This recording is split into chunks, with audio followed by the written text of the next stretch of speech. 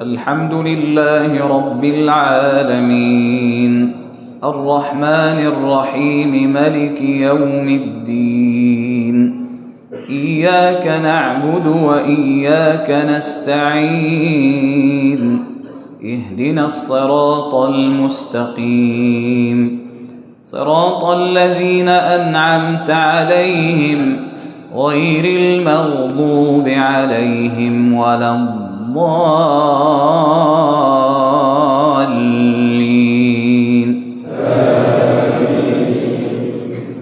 سبحان الذي أسرى بعبده ليلا من المسجد الحرام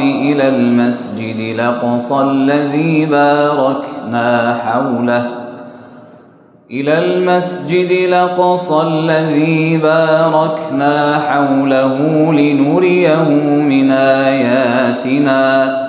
إنه هو السميع البصير وآتينا موسى الكتاب وجعلناه هدى لبني إسرائيل ألا تتخذوا من دوني وكيلا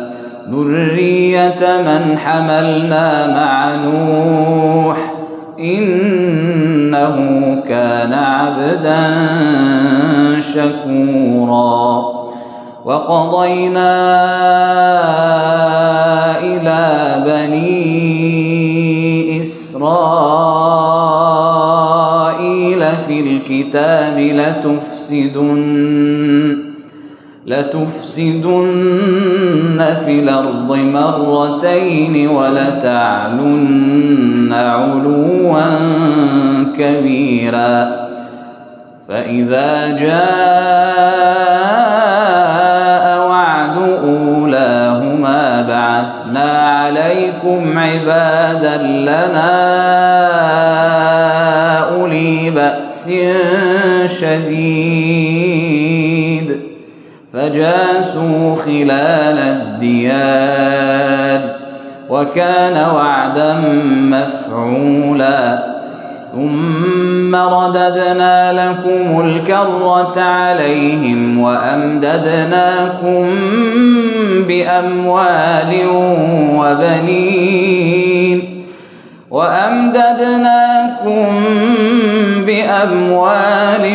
وبنين وجعلناكم أكثر نفيرا إن أحسنتم أحسنتم لأنفسكم وإن أسأتم فلها فإذا جاء وعد الآخرة ليسوءوا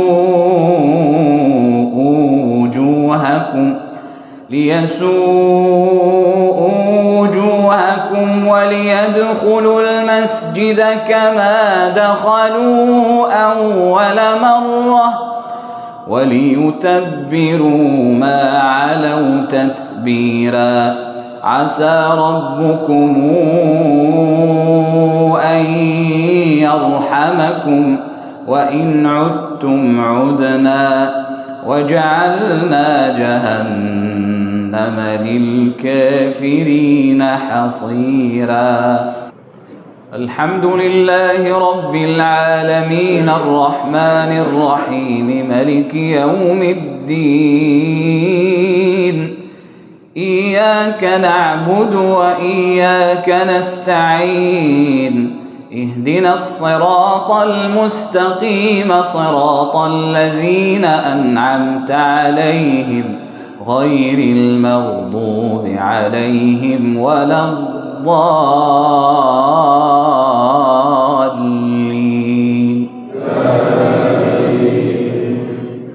إن هذا القرآن يهدي للتي هي أقوم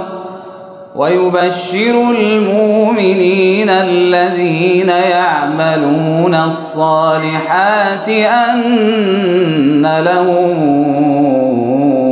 أجرا كبيرا وأن الذين لا يؤمنون بالآخرة أعتدنا لهم عذابا أليما ويدعو الإنسان بالشر دعاءه بالخير وكان الإنسان عجولا وجعلنا الليل والنهار آيتين فمحونا آية الليل وجعلنا آية النهار مبصرة لتبتغوا فضلا من ربكم ولتعلموا عدد السنين والحساب وكل شيء فصلناه تفصيلا وكل إنسان ألزمناه طائره في عنقه ونخرج له يوم القيامة كتابا يلقاه منشورا اقرأ كتابك كفى بنفسك اليوم عليك حسيبا من اهتدى فإنما يهتدي لنفسه ومن ضل فإنما يضل عليها ولا تزر وازرة وزر أخرى وما كنا معذبين حتى نبعث رسولا.